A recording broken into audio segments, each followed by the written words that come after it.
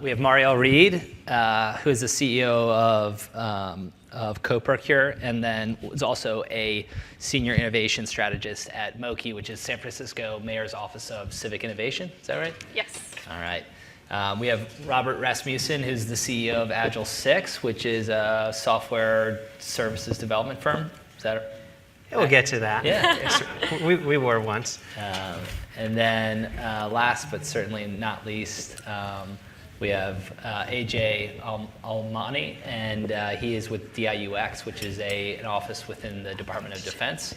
And I'll let Ajay explain what they do soon. It's really interesting. We've done a lot of work with them. So, hello everyone. And I think just to set the stage up front around what we're going to discuss. The term hacking, obviously, everyone thinks of computer hacking and essentially like breaking the rules or breaking into a system. The way from the experience that I've had both working in government and from the outside working with governments, hacking in government or in the public sector to me is really not about breaking rules, but using the rules and the bureaucracy to your advantage. So it's almost like this should be called procurement jujitsu. Like, how do we use the weight of government against itself? And the best kind of civic innovators and government leaders that I've been lucky to work with do that extremely well. I also want to make a point about the difference between what I see as kind of novel versus what is innovation. So you can always do something once. If it doesn't scale, it's likely not an innovation. And so the idea that you have if you have a great idea and you're applying it to a procurement process or a way to get more interesting technology into your organization, if you can pull that off once, that's great. You've done something very novel.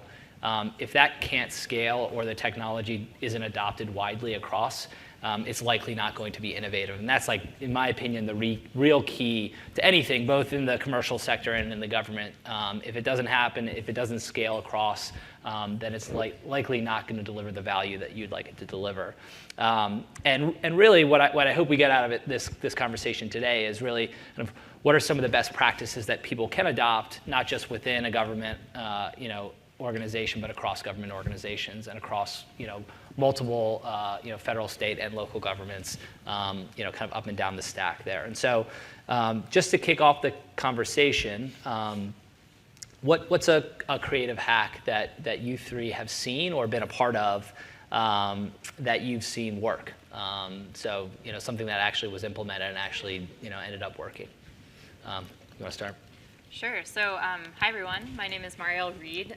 And as Andrew mentioned, I was formerly an innovation fellow with the San Francisco Mayor's Office of Innovation. And very broadly, our office runs 2 programmatic hacks around talent and tech procurement. And the one around tech procurement is called Startup in Residence. It began in 2014. And it expanded initially to a group of 4 cities in Northern California. And this year, it actually rolled out to a national network of 11 governments across the United States. And essentially, it's a procurement hack because it's designed to enable city agencies to put a problem out there to a new group of problem solvers, aka entrepreneurs.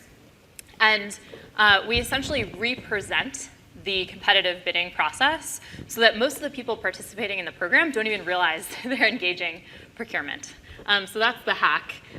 What that means in practice is the program, basically we collect and we scope challenges internally from a number of our city agencies. We put those up into a program application that startups from around the world can respond to. It looks the same across all of the participating governments. So there's the illusion of standardization in the process for all of the participants. And in San Francisco, we treat that application to the program, which is a 16-week cohort-based program. We treat that application as a competitive bidding process. So going back to what Andrew was just describing around the policy itself is pretty flexible. It's that process inertia that's very cumbersome and weighty. And we discovered that by representing the process in a different format, we could really dramatically lower the barriers to entry for new types of problem solvers. It's also significant because I think more and more local governments are looking to experiment with new types of technologies. And you see a lot of pilots with startups, which are great. But so often what I've heard since then is, we did a pilot, it worked really well, now we want to scale up that pilot, and oh no, how do we do that? And so with the Startup in Residence program, that competitive bidding process, we've front-loaded so that if during the 4 months of co-development, the city actually wants to move to buy and enter into contract with that startup, we've already gone through that RFP process. So we can move directly into contract negotiations in San Francisco instead of hitting pause and waiting another 6 to 18 months to figure out how are we going to buy this thing. So that's the Startup in Residence hack.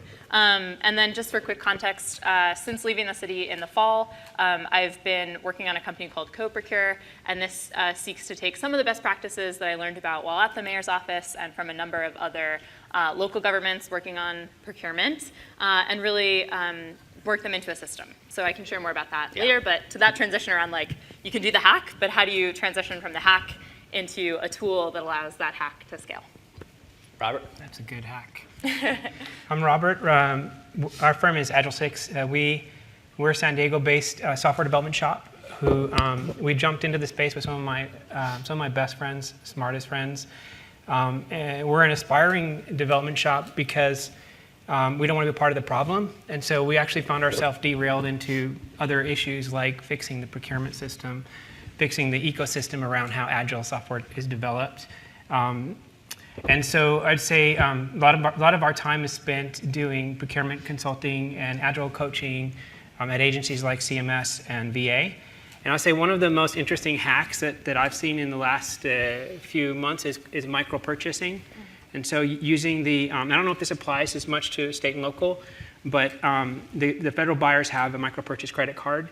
And if you imagine what you can do with small buckets of small money, so modularizing what you're buying and then buying it iteratively, and then looking at SaaS-based models where you can actually totally avoid or limit the RFP process in order to get something in-house, try it, kick it around, see if you like it, and then invest more. So I think, micro purchase. What's the dollar, just so everyone knows, the dollar threshold that the federal government Well, level? the dollar threshold for certain acquisitions is now recently improved to $10,000. Mm-hmm. In some places it's $3,500. In some places $3,000. So it's a little bit, but so these are the purchases that the federal government. 10 now. Is it 10 now? Yeah.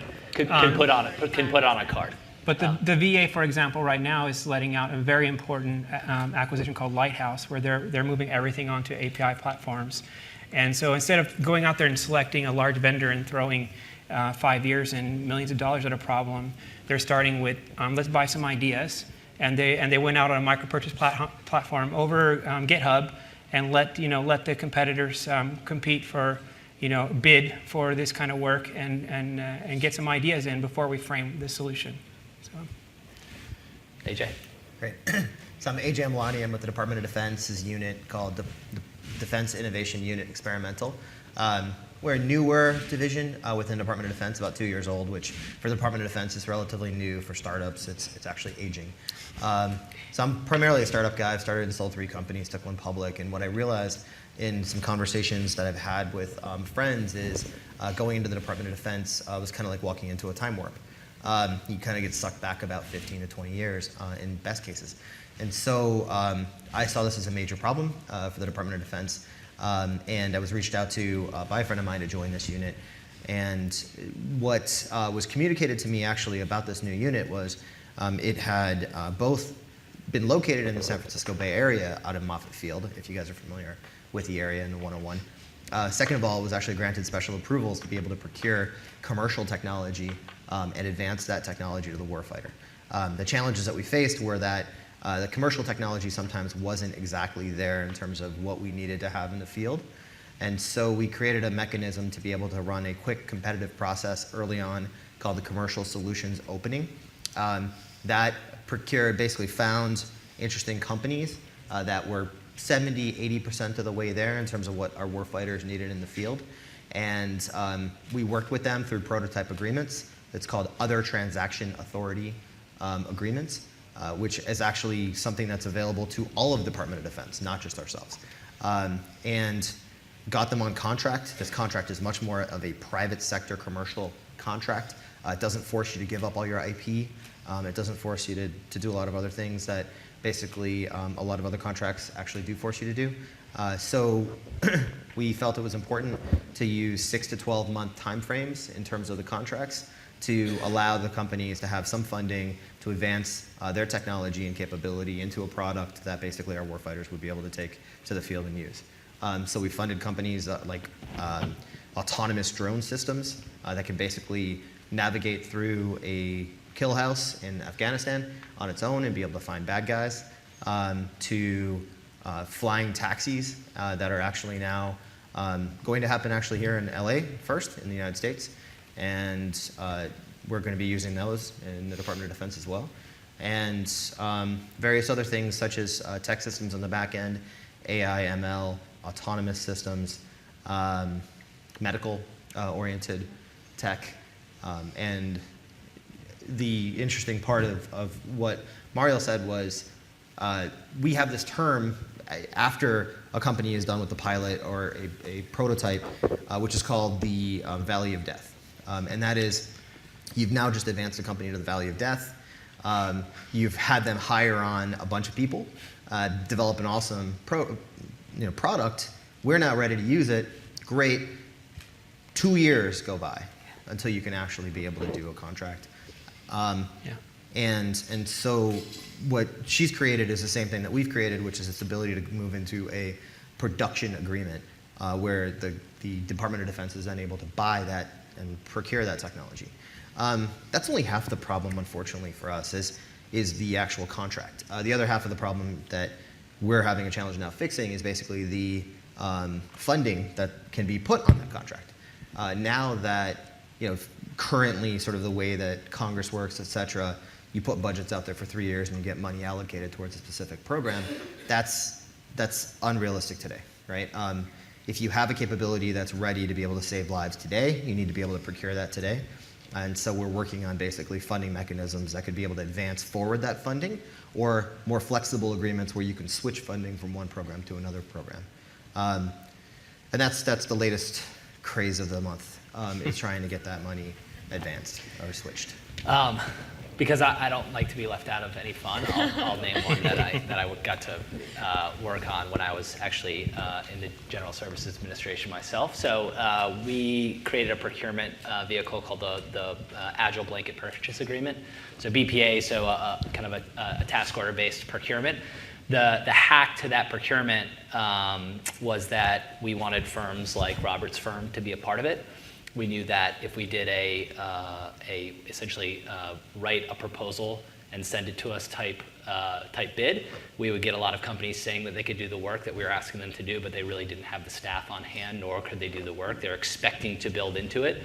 And so instead of evaluating companies against their written proposal, we essentially created a statement of objectives against an open data set from another agency and said, build us this thing. You have 10 days to do it, and we will evaluate your build. And so we had a lot of companies bid on that because it was kind of high profile and in the news quite a bit.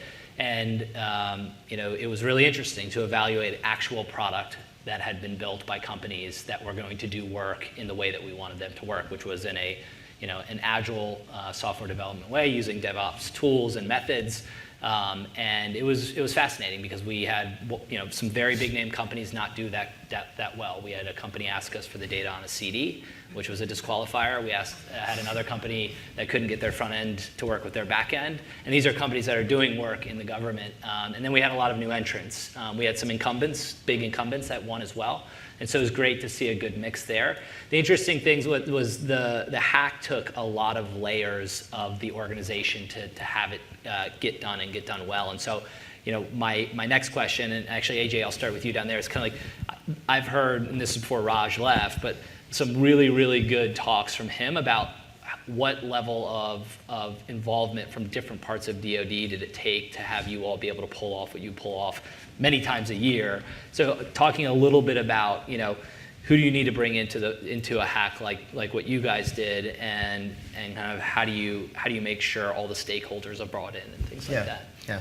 So originally DIUx, which is the unit I'm a part of, was actually set up to sort of be an embassy to the West Coast for the Department of Defense, and that just didn't work. I mean, we were having meetings, dinner parties, cocktail hours with people who just want to get deals done, right? Like if you're a private sector company, I had a co-founder of mine for Clear, the airport security fast line.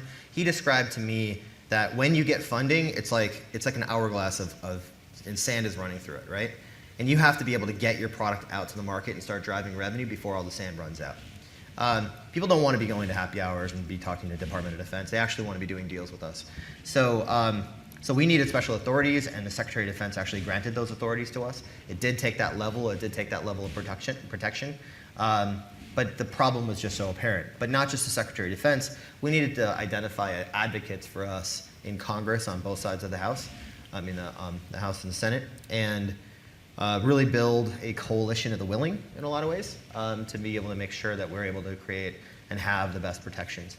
But through that, we've been able to advance a number of different companies, such as the drone that flies through houses, in an interesting way, because we've been partnering with venture capital firms as well, and that has really helped us because as we're starting to develop these capabilities and making Department of Defense a vertical market, you'll hear this term a lot in the private sector. What vertical markets do you operate in, whether it's healthcare, retail, et cetera? Well, government and or Department of Defense could actually be a vertical market for a number of different companies that could operate across. And so if it's interesting for the Department of Defense, that's a testament to the company that has now won a competitive offering, and even a $1 million contract to a company could drive and has driven a $10 to $15 million investment from a venture capital firm to build out that specific capability exactly for what you need. So it's actually creating a multiplier effect on public dollars. So you do talk about protecting public dollars, protecting taxpayer dollars, but what about multiplying public sector dollars? And that's really what we're trying to do. Mariel, do you want to just quickly talk about kind of how you guys put together STIR from a people standpoint? Yeah, so this happened before my time in 2014, but we were really fortunate to have great procurement colleagues who I think oftentimes it's scary to take something that maybe isn't outlined in policy and try to understand how do we adjust the process and interpret this policy to be flexible? So it was our procurement team, and then our city attorney as well was involved really early. Of course, I think one of the fascinating things for all of us in this room is that procurement touches so many different functions across government. So a big part of our time internally was also working with city agencies to understand what are the challenges they're facing. And it sounds silly, but the sort of 5 whys around, okay, so you want a mobile app to do what? Yeah. Why? What are you trying to achieve by doing that? And really get at the core. And I think it's come up a couple times where we have this tendency to be very prescriptive around these are the requirements, and that's a way of sort of offloading our risk. But in these moments, we actually don't have the internal capabilities inside of government to know kind of the best technology solution. We are, however, experts on the problems that our colleagues in government face, the kinds of outcomes that our residents and community members want to see. And it's really figuring out a way to articulate that and get that into a scope. And to your point, too, I know there's been some discussion. We've thrown around terms like modular contracting, agile procurement. Modular, the basic idea there is just break a really big thing that we know will fail down into pieces where you can be much more specific about the objectives and actually kind of distill, are we meeting this objective or not? So Startup in Residence was not a typical sort of modular procurement. We were really trying to be very focused around what's one need that we believe could be solved not only for the city of San Francisco, but can actually be productized and used across many cities. And that's kind of that's where my heart is now in a lot of the work that I'm doing, where it's like, how do we take all of that effort that one city has done around scoping a problem really well, testing a number of solutions, and share not only that process, but the contracts that emerge across the network of cities with similar needs.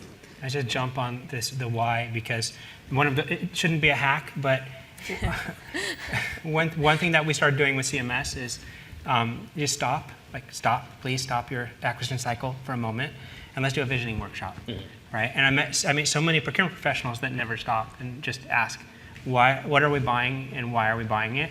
Well, we're re-procuring something we've had for 15 years, right? So stop. Create a vision statement, start with that, and that leads very well into objective-based delivery and agile software delivery. Like, what are the objectives that define success? So start before you buy. And for you, so Robert, in that case, so coming from the outside in, like when you come across a team that is, to use, I guess I'll have to play Governor O'Malley's drinking game siloed later. Like when you go to an agency and you see procurement is wholly separated from the program office, from the internal IT, is that a warning sign for you? And when you see integrated teams, does it make you feel much better about going into that agency? Absolutely, and what you find also, I think, is a connection between the integrated teams epiphany and the blanket purchase agreements, right? So now what we start looking for the BPAs. So we prioritize BPAs. That's where we want to work. We talked about Flash earlier, which is a fantastic. I won't say fantastic failure, but it was a fantastic learning experience. But the folks, I wanted to ask Michael as before, but the folks who responded to that, they sent a letter. We were one of the teams that won. We all get together, send a letter, and say, thank you, try again. That attitude of thank you, try again, because we get you're in the right place. And I don't want to be in this space unless there's people on the other side of the table that want to create outcomes, right? So I think you're right. So integrated product teams, just like a company, if the company doesn't work they don't work in silos like that, right?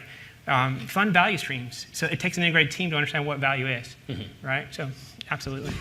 So I think you bring up an important point around risk. There's a little bit of a discussion around failure earlier. I think in government, what people tend to bring up is, we don't want failure in a public sector setting, but they fail to mention the second point, which is really only 4% of technology projects actually, truly succeed in government. So failure is rampant all the time.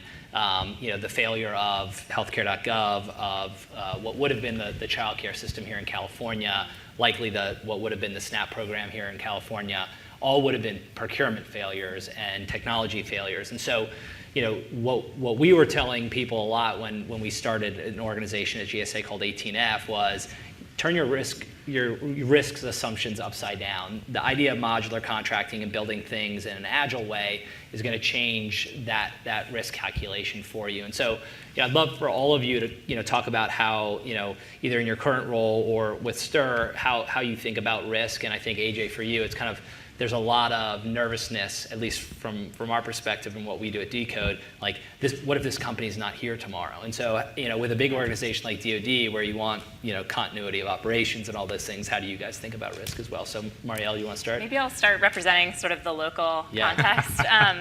So I think this is a challenge, but it's also the super exciting thing about playing at the local level is our projects are smaller, but we're taking sort of those bite-sized risks more and more because we need to.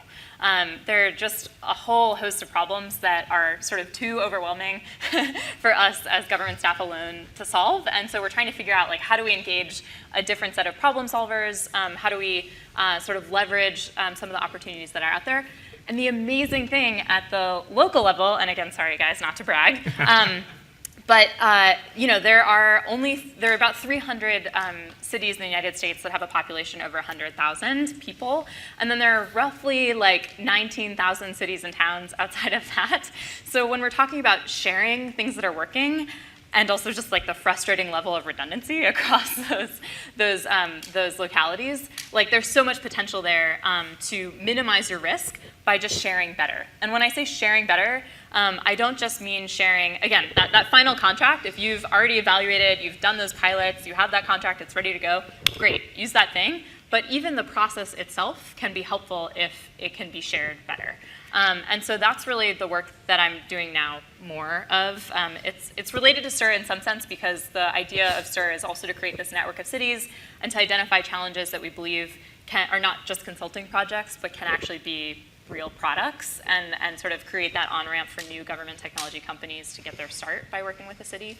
But there's so much more potential, and I think where we get really excited is how do we take those good ideas that are maybe working in LA or some small city that maybe doesn't pop up on our radar as often, like South Bend or somewhere else, and really magnify those and scale the purchasing piece much faster so that those startups with the good ideas don't die in the valley of death. They actually can sell faster to stay sort of alive and continue to grow.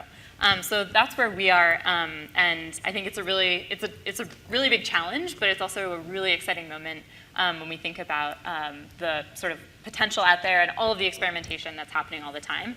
There are many opportunities to be third, fifth, et cetera, and we just need to build the infrastructure to be able to do that better and faster. There's a failed premise here that when we talk about Agile, that just because you can't hear your user crying, that you're not failing today. Yeah, for sure. So, So, having done startups before in the past, I think I'm a big believer in fail fast if you're going to fail. So, if you're going to set up a procurement operation to be able to possibly have certain companies that you work with fail, start small. yeah. Start with specific deliverables. Time out the payments so that you know that what you're getting is good and that you can move on to the next phase. I think too much I've seen contracts that are really set up to not have those specific deliverables in place and the payment schedules align with actually the work that's being done and the value that you're actually receiving. And I see that way too much money sometimes is actually granted up front, so much so that the company is now flush with cash and they don't really need that much. So they don't need to work that much. No, you need to keep these companies working. You need to keep them working until 2 o'clock in the morning. And on your problem, right? That's what you want to try to do. So risk can be mitigated, not just through contract, but also through other advocates. So if a company has a client in a Bank of America or an AT&T, they do their diligence on companies, right? So it's not like they don't. They've selected the company. That's definitely a testament to the company. If the company has raised money from a significant venture capital firm, right? Like one that Shelley runs. I mean, something like that, these venture capital firms are actually doing a significant amount more diligence than you can ever think to do on the companies and the technology and the market, et cetera. So these are ways to be able to de-risk a particular opportunity. I think just to add a little bit more, I think a lot of it, though, is internal. So in reflecting on lessons coming out of the work with Startup in Residence and conversations over the last several months, mostly with local and state procurement staff and other government staff, the risk also is there's a lot of confusion around, like, is this policy or is this process, which we talked about, and the organization itself. And I'd be curious, actually, since a lot of those of us in the room come from the procurement organization, there's definitely a discrepancy in how procurement officials sort of see themselves in the cities and local governments that I've spoken with. And some do take on, I think, more of the role that you just mentioned, where it's like, oh, we're going to push back. We really want to get to why. We know this doesn't look like it's written well. We're going to really push back. Sometimes that works. Sometimes it just reinforces the perception by government staff that procurement always wants to say no. So there are really tough organizational challenges also to be worked out, and unfortunately I don't have a great prescription for those. I think they do come from engaging stakeholders and before you deploy the technology. And actually the city of West Hollywood, which unfortunately I don't think is represented here, but recently put out an RFP for a digital digital procurement lean process improvement project, which is a mouthful, but basically the idea is before we set up any technology, we need to just know what our policy is and how people are doing things at this very moment to be able to then say, does this work well or not? And if it doesn't, how do we set up the technology to reinforce instead of complicate further this newer process that we want to test out? So I think there are some bright spots also with the organizational piece and different organizations within the broader sort of local government taking on that risk and saying, we're going to shoulder this. If it goes well, it's on you. We can celebrate. And if it goes poorly, it's our problem, and we'll have to deal with it. Well, I think it's important to talk about air cover here, too. Yeah. So the digital service movement, all of this, there was an immense amount of air cover for the presidential fellows and for the USDS to start this movement. But behind that air cover was healthcare.gov. Yeah. Right? So you can't have this conversation without realizing that even in massive failures, you create an impetus and air cover for change, right? But does every agency need healthcare.gov in order to wake up, right? But leaders, so the leaders in the room, you definitely, for your procurement folks, you need to provide that air cover for them to take that risk, right? It's not perceived. It's not perceived in most cases. Yeah, for sure. I think, Mariel, you bring up a good point around, so understanding the problem and making sure that you're doing the work in front, it also improves, I think, the information flow that goes out into the community. And so I want to just, for me, doing a plain language run at everything that we did when I was in government, and making sure that we were explaining why we were doing things a certain way and what was the policy actually asking companies to do, so as to decrease friction. It was a bit of a hack. I mean, it's kind of information as a hack. It's some of the stuff that Michael talked about a little bit earlier. In a setting where information is imperfect, the incumbent or those with the most money to be able to kind of solve for what the government's asking, those are the organizations that are going to win. And so would love to hear your all's thoughts on kind of either how you guys explain what DIUx is and what it does, because it is abnormal in the DoD, or Robert, for your case, like how important is knowing timelines and what a bid is asking you to do. And then Mariel, I think for your new company, what are you guys trying to do to improve information in the space? Robert, you want to start? Well, I'll just, first of all, we almost won't bid if there's a statement of work in the RFP. If you want to give us a predictive view of what you want, we can't help you, or we don't want to. And that's great. So what we're looking for, honestly, they talk about BPAs. My team would much rather build an app than a proposal.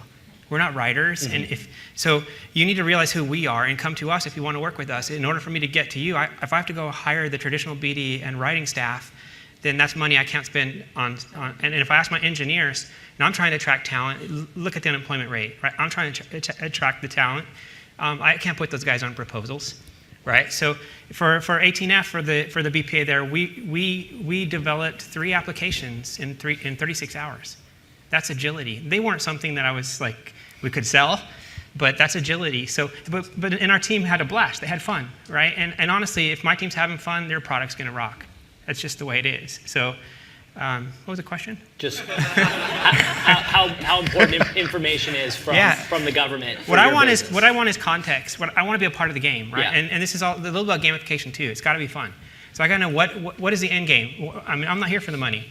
And my best engineers aren't here for the money. What is the end game? What problems are we going to solve? How are we going to make life better for a veteran, for a Medicaid recipient? That's the calling, right? So give me that. Give me your objectives. Define success.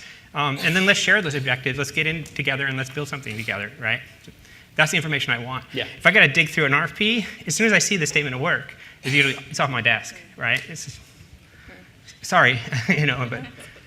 But I mean, to your point, I think the speed of development has just rapidly advanced so fast that it's important to actually talk about the problems versus what you're actually looking to have built specifically. So if you actually outline the problem, you can find very interesting things, right? If you outline a problem, like I just remodeled our house, and my wife and I were thinking about a roughly 6 foot by 4 foot tall place to be able to put our shoes. And in the front of the house, and realistically our problem was we didn't have a place to put our shoes. All right, so if we were laying out 6 foot by 4 foot and 3 layers and everything else, we're missing out on the opportunity that actually the problem is we need a place to put our shoes. And when you define something like that, you change the way you think about the actual problem, and you change the types of solutions that you could be looking for. So as you're actually reaching out to companies that are interested in being able to work with you, define the problem, right? Not what you're looking for. And I think that's very important to companies to be able to build something very fast for you. And they can build something very fast for you if they really understand the problem that they're trying to solve. I mean, a lot of times you'll say build an identity access system. And my engineer will tell you there's an open source one I can grab. Don't you want to hear that? Tell me what your problem is. We can fix it a lot better, cheaper, and we'd rather get onto something that means something. Yeah, I worked with an organization within DoD that had a $25 million budget to build an e-commerce platform, and I was like, guys, just go to Shopify.com, and you can launch your own for $49.99. Micro purchase card. Micro purchase card. Goes right back. Now what are you going to do with the $25 million? Exactly. So I think that feed the poor. Gets us into a little bit of a space of in government, I think at least the reflex in the federal government is to ask services companies to build something specific for government. Yeah. And so, how, especially with STIR, where it's a lot of services companies that are actually building products, and those products become the core of what the company does. Or AJ, in your case, you guys are really just looking for products that are commercialized in the market. Mm-hmm. Or Robert, in your case, you guys are kind of pulling things together and making sure they work. What is the role of product in government versus services, and how can you kind of structure procurement hacks to better serve those two different communities, because they are very different if you're running a services company versus a product company? Yeah, I mean, I think what we've seen in Startup in Residence is there are a lot of companies out there that are services shops that would like to be building products. They've received or responded to similar types of RFPs from a number of local governments, and they sort of have this like light bulb that starts to go off where they're like, maybe we should actually just build something that we can sell. But the navigation and the length of time, all of those factors that we've talked about earlier today around why it's really hard to break into selling into government are still very much present, especially as you're trying to make that transition. So we're actually working with a couple of, or talking in conversations with a couple of these kinds of companies that have built really amazing tools for local governments and are trying to say, we have this hypothesis that other governments also could benefit from this tool. How do we find those governments? So I think there is this challenge around like the awareness and then also the transaction. What are the procurement mechanisms that you utilize? Have seen some really creative, and I think maybe Michael alluded to it or someone else earlier today, where it's like, what's the equivalent of a bench contract for sort of people that you want to bring on as partners to help you adjust some of the things that may be open source or other pieces. Where you can engage people more readily and faster without having to go through a formal RFP every single time you want to have like a consulting group come in or some engineers come in and help you solve that problem. And so that's one of the creative pieces. I mean, again, we're exploring right now in the next couple of months cooperative purchasing and trying to understand how do we essentially start to build towards a bottom-up marketplace for startups and some of these newer companies that have solved problems effectively in like one locality or a couple localities and make those contracts more readily available. So there's a buy it now option essentially for other governments that is compliant, where you already kind of know what the scope is and you can see what you're going to get. So that's kind of our focus, but it's a really big challenge. I think this is a really interesting way in which city and state governments can drive innovation in their own communities. Is if you try to take a product that's like, hey, I've solved procurement in governments and I'd like to sell it to the tens of thousands of governments across the country, the capital markets are not going to invest in that. It's likely. And so you have this kind of chicken and egg problem where you have a really great product, but you don't have a way to scale that product. And governments could step in through either platforms like this or the STIR program and say, okay, through procurement, we're actually going to invest and buy the product. And you could sustain a company that could actually grow up and become transformative, both in your community and across an area of government. That could be a very powerful change. So I think venture capital firms are really important. They make good bets on technology pretty consistently in the way that they're investing. But governments can play a similar role through procurement in and of itself. And I think DIUx is actually some of that. You guys are betting on already well invested companies in many cases. But state and local governments, it would be really interesting to see procurement used as a tool of investment rather than just a way to buy things. We're taking those bets already. I think the question becomes, how do we share the costs and the risks associated and sort of pool our bets so that when something goes well, everyone wins, and when one thing fails, it's a small loss, relatively speaking. For sure. Can we open up to questions? Yeah. Can we get questions from the crowd?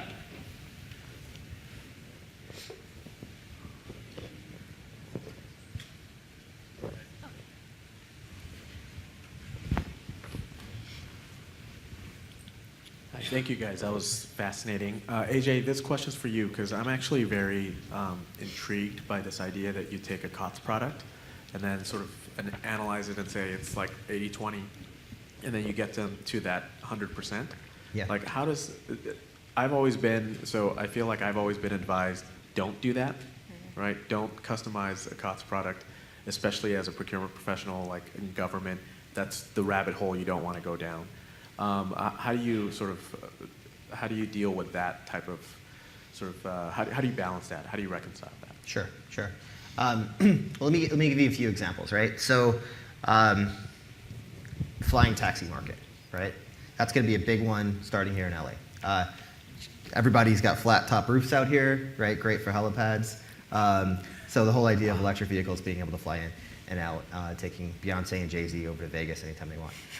Good luck, airport over there. Exactly. So they were building a product, and we looked at specifically the criteria for building the product, right? Safety, quietness, speed and duration, right? What they were designing the product for was exactly what we would be designing a product for. So there was a significant overlap. However, Department of Defense people weigh a little bit more, right? They carry more stuff.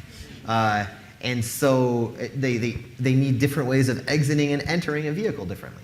So how do you actually make a vehicle, if the company is in the formative stage, in such a way that you can actually accommodate both Beyonce and Jay-Z and their families and their dogs and stuff, but also somebody in the military. And it turns out you can, and you don't actually have to make sacrifices on the design. So these are initial conversations that we'll have with different companies, and then set milestones based upon where we would like to see the product, and then to be able to expose that internally within the Department of Defense.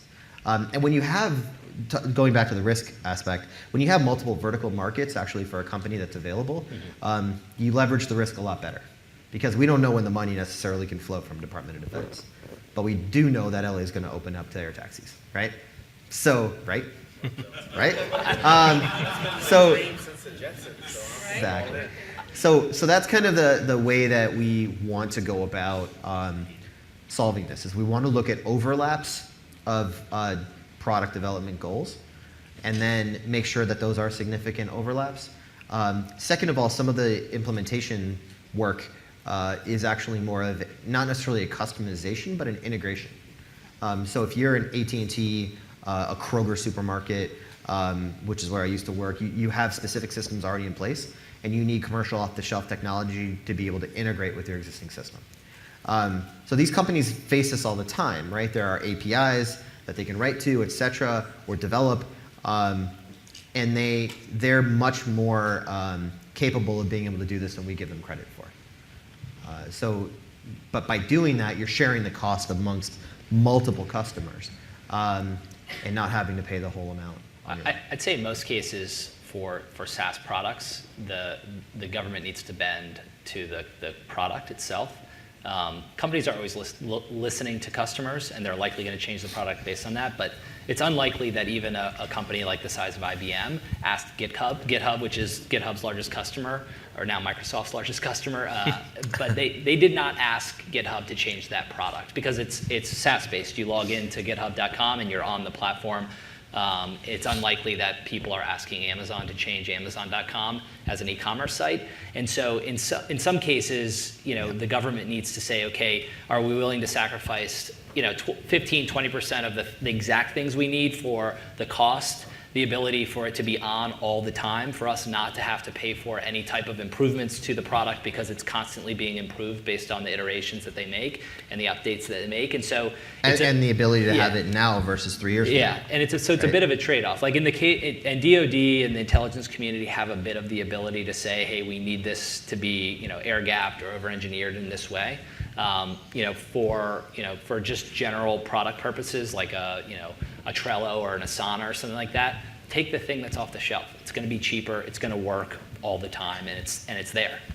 This is a bet, by the way, that the San Francisco Department of Human Resources is taking a little bit right now. So we've heard a lot about modular procurement sort of at the federal level. It's happened at the state level. It's starting to happen at the local level. So there's an ongoing, the RFI actually just closed for this project that's trying to take what would be an end-to-end applicant tracking system for the Department of Human Resources in San Francisco and break it down into its discrete objectives. And one of the things to test in that experiment is can we engage some of those top-notch HR companies that already build amazing software for enterprise and for startups in San Francisco? Can we use some of those products? And how much do we have to bend some of our existing rules and regulations or reconsider those things to kind of court those folks that might already have the tool that we need, but there's a disconnect in them sort of looking at us and being like, we have all these customers over here. Why are we going to jump through all of these hoops for you for this tiny little project? So I think that's also.